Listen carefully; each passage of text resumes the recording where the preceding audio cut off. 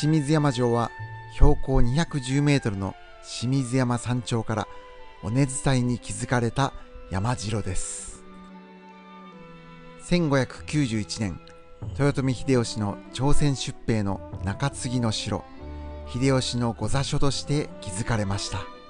いわゆる文禄慶長の役では秀吉の都会はなかったため、実際に秀吉が足を運ぶことはありませんでしたが、朝鮮へ渡った諸将の中継地として使用したものと思われます。築城者は職法城郭の名手である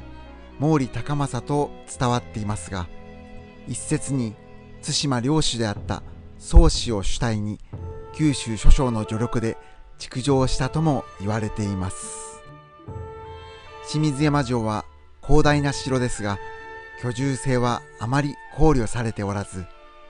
あくまでも朝鮮都会への中継地として築城されたものと思われます。登り石垣や枡形小口など、国内の職法城郭や和城と共通する手法が見られ、当時の築城技術を知る上でも貴重な城跡とも言えます。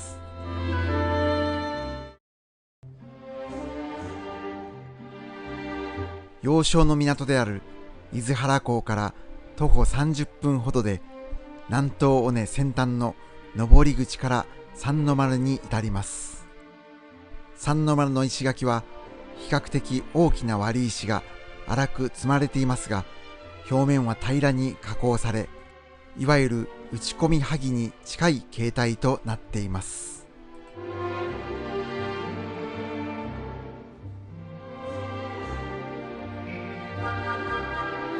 三の丸から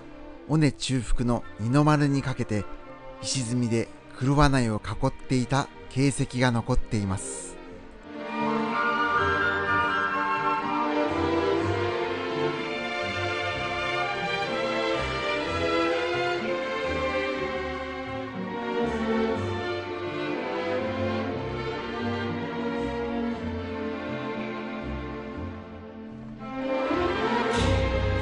三の丸から尾根伝いに西へ登っていくと、二の丸の南小口に到達します。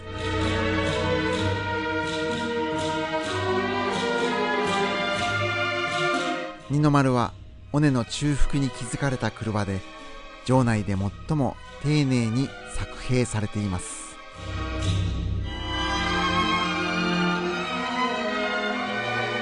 清水山城の三の丸から一の丸にかけて、登り石垣が随所に見られます。特に二の丸から一の丸にかけては傾斜がありますが、その斜面に沿って両脇に登り石垣が築かれています。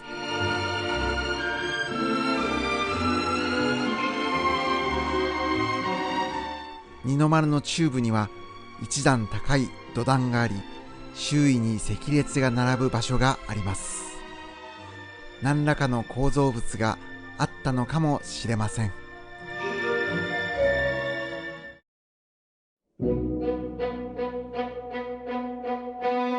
二の丸からさらに尾根伝いに登ると、一の丸小口に着きます。山頂の本丸にあたる一の丸はほとんど作兵されておらず、自然地形の上に巨石が転がっていて、あまり建物を建てるスペースはなさそうな様子です。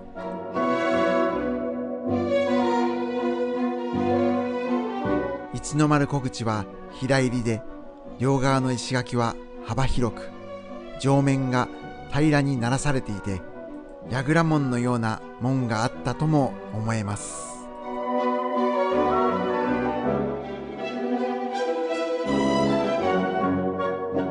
一の丸周囲の石垣は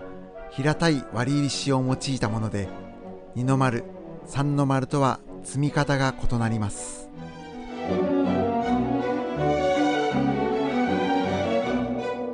一の丸の絡め手口を出て西に進むと、大きめの堀切が築かれています。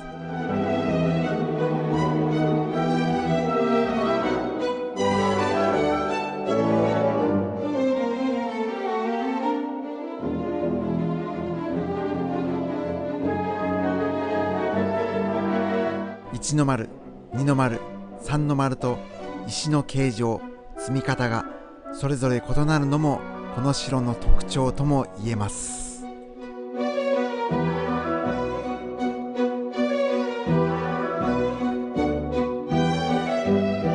清水山城の麓には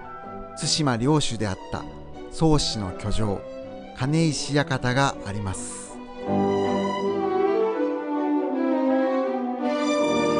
現在は復元された城門と庭園跡が残されています。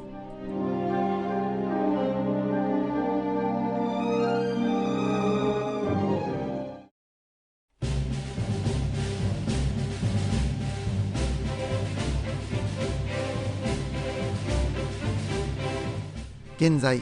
伊豆原の町から徒歩で行ける眺望が素晴らしい観光スポットとして長きにわたる歴史を見つめてきた清水山城は